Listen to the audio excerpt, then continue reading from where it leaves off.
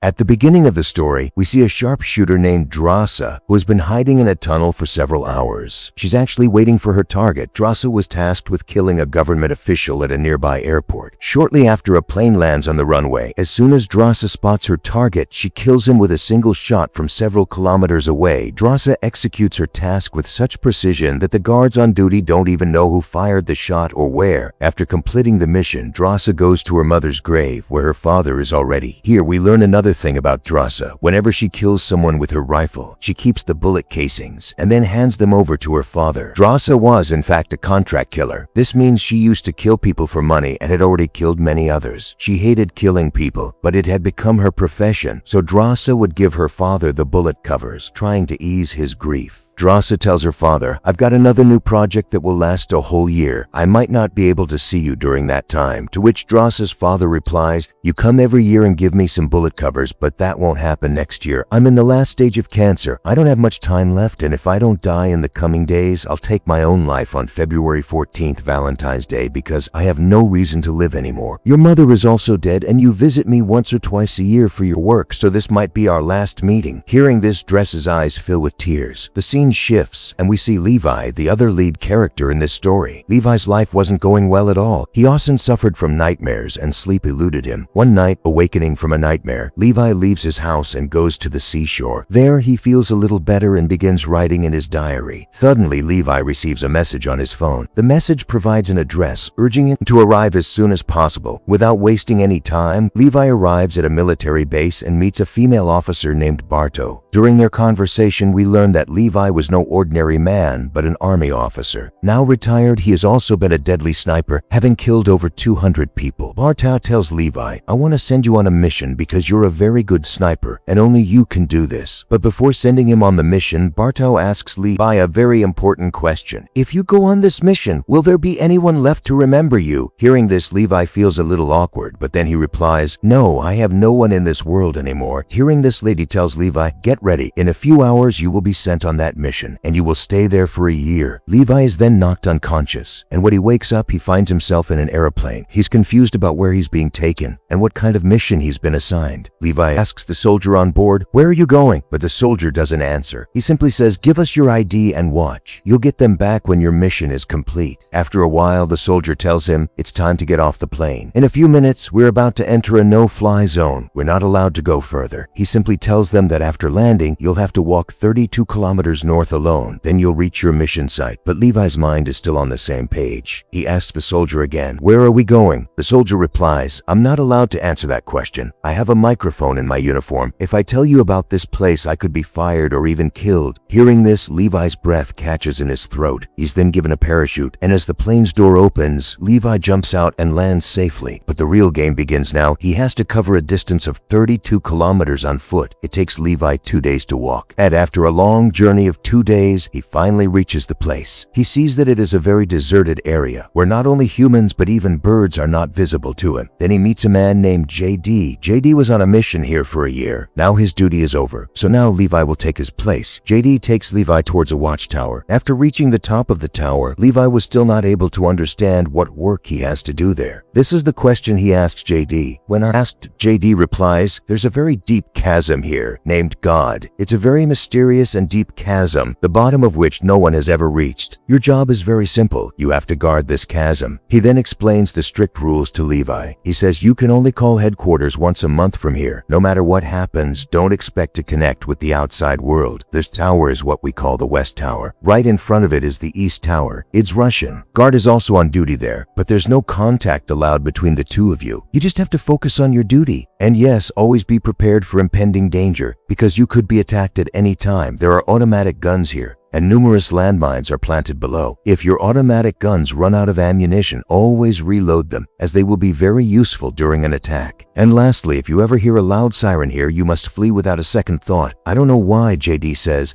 "but I'm telling you what the previous duty worker told me." Levi hears everything he says clearly, but he has only one question. He asks, "What is it here that warrants such strict security?" Just then, JD pulls out a grenade and throws it into the deep moss. As the grenade explodes in the depths of the trench, a strange, terrifying sound resonates. That sound wasn't human at all. It was something hidden in the darkness. JD looks at Levi and says, "This sound you hear is from creatures we call hollow men. These creatures live inside this pit, and your duty here is to ensure that no creature escapes from within." It's said that in 1940, 2,400 U.S. Army soldiers were sent into this pit to eliminate all the creatures within. But to date, not a single one of them has returned alive. Now JD, having provided Levi with all the information, prepares to return home, having completed his one-year duty there. JD, having given Levi the full details, bids him farewell and departs. He is overjoyed, as he will be returning home after a year, but he had no idea that something terrifying to even contemplate awaits it. Arriving at the location, JD smokes when a helicopter arrives to pick him up. The helicopter drops a rope for him, and JD climbs up the rope to the helicopter. A soldier in the helicopter first confirms JD's identity. When JD gives him all the information, the soldier in the helicopter first shoots JD and then cuts his rope, sending him crashing down. It's now clear that anyone who enters this place never returns. We then see a scene from the next day. Levi begins his work. First, he checks some reports and reloads his automatic guns that have run out of ammunition. Days pass like this, and then a month. Levi begins to feel bored. He wonders if he'll have to live here alone for a year with no conversation or entertainment. To pass the time, he decides to read the books on the shelf. As he takes the books out of the shelf, he suddenly notices a wall behind the shelf. Written on the wall are notes from all those who have previously served in this tower. Each note speaks of fear, loneliness, and the dangers of hollow men. One day, Levi hears the sound of machinery running from the west tower. Levi quickly uses his telescope to observe the east tower from a distance, and then he sees a girl. This girl turns out to be none other than Drasa, who was assigned to this tower due to her excellent sniping skills.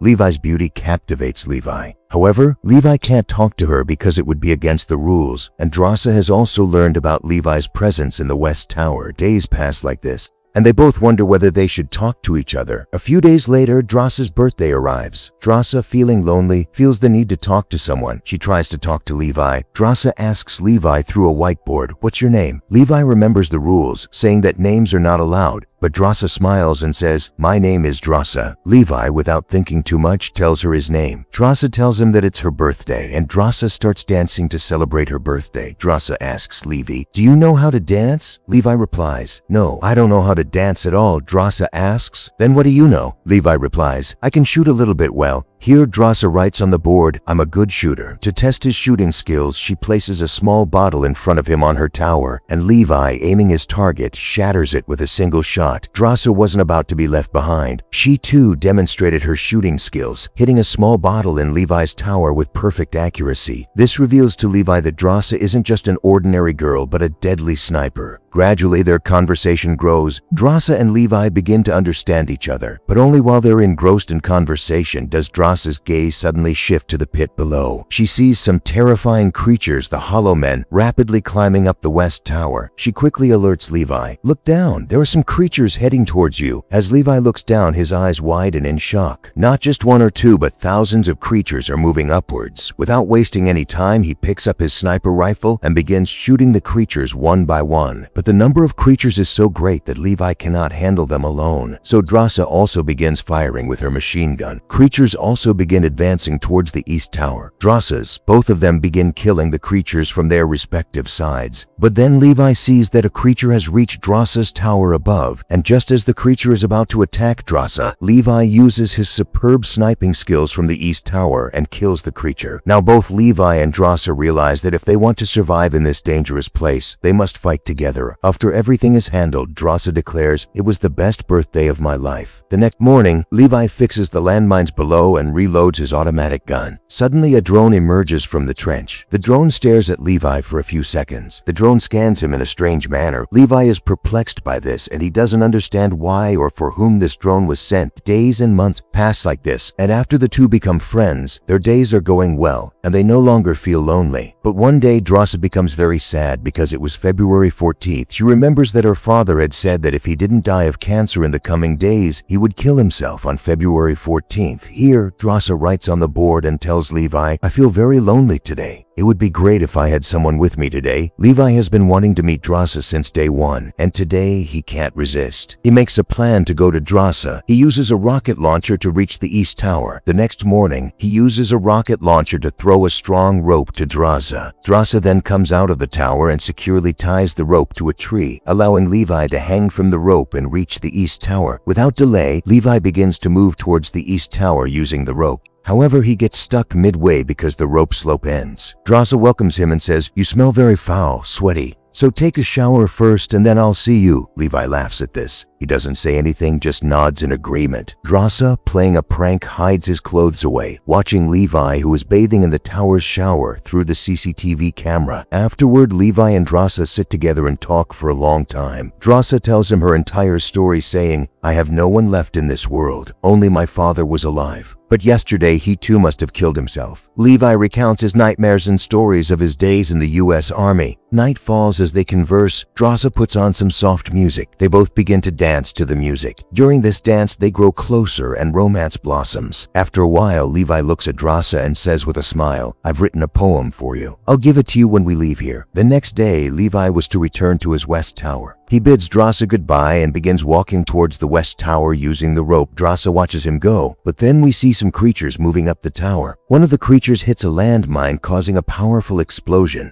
The iron parts of the landmine explode and fly into the air, striking a rope that breaks the rope, sending it plummeting into the ravine. Seeing Levi fall, Drasa, without thinking, picks up her parachute and jumps into the ravine. After falling into the ravine, Drasa is swept away by the fast-flowing river. She somehow manages to get out of the river and reach the shore. Levi, on the other hand, is luckier. He was paralyzed after falling from a large tree. He sustained significant injuries from such a height, but he survived. As his eyes opened, he saw a large insect charging at him. He tried to save himself, but the tree's wood broke and Levi fell onto its roots. As he fell, the roots began to grip him, trapping him. Before the roots could kill Levi, Drasa arrived. She quickly took out a knife and began cutting through the roots, freeing Levi. Levi and Drasa then looked around. Silence and fear reigned everywhere. Suddenly, some creatures emerged from the trees and attacked them. A fierce fight ensued. Levi grabbed his gun and fired the first shot, hitting a creature directly in the head. One by one, they killed both creatures. Levi stumbled upon the creature's dead body. He noticed that the creature was wearing the same army uniform that American soldiers once wore. The sight sent shivers down Levi's spine. He remembered JD's words, telling him that in 1940, a large group of 2,400 soldiers had been sent into this trench, and they never returned. Levi and Drasa then arrived at a strange, terrifying place. The scene was like a nightmare. Decomposing human bodies lay everywhere, and the strangest thing was that plants had sprouted from within these bodies. It seemed as if a deadly virus had taken over the place. Suddenly, something stirred among the trees. Levi and Drasa realized that the creatures were chasing them once again. Terrified, the two run wildly and enter a dilapidated church. After closing the door, they encounter a strange sight. Human corpses littered everywhere. Their condition seemed as if they had taken their own lives to escape the virus. Suddenly, a large spider jumps on Drasa and several more spiders emerge. These spiders are quite large. As soon as the spider attacks them, Levi and Drasa destroy it together. On the other side, the creatures break open the church door and enter. Levi and Drasa open fire to save their lives. They manage to escape the attack and flee. Then Levi spots an old tunnel in the mountain ahead. They immediately enter the tunnel. Once inside, they discover that it's actually an old lab. Broken glass, machinery, and old rusted containers are everywhere. Here, Levi finds an old DVD cassette. Levi plays it and a girl appears on the screen. The girl explains, "We were working on a secret chemical missile project here. We had hundreds of scientists with us, but one day an earthquake struck. A powerful tremor caused the missile's chemicals to leak. The toxic chemicals began to spread into the air. Within hours, people began to become infected with the virus." Showing her stomach, the girl says, "I'm also infected. However, we told the military everything. We asked them to bomb the entire area to prevent the infection from spreading further, but they didn't listen." After watching this video, Levi discovers a modern-day computer. He's at a loss as to how a modern-day computer was placed in this place. Levi turns it on and is stunned by the information it contains. He learns about a company called Dark Lake that manufactures paramilitary weapons. This company collects samples from infected people and experiments on them to transform their country's soldiers into super soldiers. This is why no country wants to destroy this place. Furthermore, Levi also learns that this trench contains a massive missile that, upon activation, will detonate everything within a 4 to 2 kilometer radius. Levi and Drasa understand the secret. They discover that Lady Bartow, who sent them here, is the owner of this place and is misusing it. To keep this place secret, Lady Bartow always chooses someone who will be unquestionable for duty here. And that person is killed after serving here for a year, just like JD was killed, so that he could not come out and tell the world about this place. After learning all this, as soon as they leave, a horseman grabs Drasa by the rope and takes her away. Levi wanders around looking for Drasa, but she's nowhere to be seen. Then Levi arrives at a place where a large missile is kept. This was the same missile about which Levi had received information from the Dark Lake Company's computer. Levi understood everything clearly. In fact, when the previous inhabitants of the watchtower said that if they heard the siren, they should flee as quickly as possible, they were actually talking about this missile. Meanwhile, Drasa, now in the creature's custody, is trying to free herself. She screams and somehow manages to free herself. Once free, a fight breaks out between Drasa and the creature. Levi, searching for Drasa, also arrives and immediately attacks the creature, and together they set it on fire. Escape and a challenging path. Now it's their turn to escape, but the path ahead is even more challenging. As Levi and Drasa move forward, they encounter a dangerous area, posing a daunting challenge. Here, humans and plants are completely intertwined, as if it were the result of some dangerous experiment. As they move forward, they take every step carefully until Drasa slips, activating the plants. They grab Drasa, but Levi, showing courage, moves forward and uses all his strength to free Drasa. He uses a bomb to blow up the entire plant system. Levi takes Drasa out of the scene, the ascent to freedom. After walking a little further, they see a garage where a car is parked. They quickly get into the vehicle and try to escape. Finally, after covering some distance, they spot a rope leading up to the watchtower, but the creatures have already reached there, chasing them. If they had climbed up here holding the rope with their hands, the creatures would have killed them. So Levi acts wisely and ties the jeep to the rope and begins climbing up. They tie the jeep to the rope so that they can sit in the jeep and have their hands free to fight the creatures. The creatures attack them and a fierce fight ensues. However, the creatures are vastly outnumbered, so they are overpowered. Then Levi gets an idea. He leaks the jeep's petrol tank onto the creatures. The oil leaking from the jeep ignites, burning all the creatures. Finally, they cut the rope of the jeep and let it fall, killing all the creatures. Thus, they finally managed to climb up. A new mission. Now, both of them knew that even if they served a full year, they would still be killed, so they made a bold decision. They would no longer defend this place, but would destroy it so that no other soldier like them would be trapped here, and the misuse of this place would stop. After this, they would leave and start a new life. Drasa says, "I have a place to hide in France. We will go there, get married, and spend the rest of our lives there." Levi agrees, saying, "I have to go back to my tower. I will go there and install a bomb in the tower and activate the missile, which will destroy the entire place." Final confrontation and the explosion, after which Levi reaches his tower with the help of a rope. Meanwhile, Lady Bartow contacts Levi and asks, "Did you go into this pit because someone turned on our computer?" Levi lies and says, "No, I didn't go there." But Bartow knows Levi is lying. She saw everything on the security cameras, confirming that Levi and Drasa had gone into the pit. Still, she continues, saying, "If you didn't go, then it's obvious that the guard from the West Tower is responsible for all this. You do one thing, kill that man from the West Tower, Levi, because he broke the rules." She understands that he won't kill her, and she knows that the two are going to escape and tell the world about this place. Therefore, she arrives there herself in a helicopter. But before Bartow arrives, the two have already made their preparations. Levi, far away from the tower, takes the longest shot of his life, shooting directly at the tower, which was connected to the missile directly below, setting off a loud siren. Now they had limited time. They both began to run as fast as possible, as the missile would devastate an area of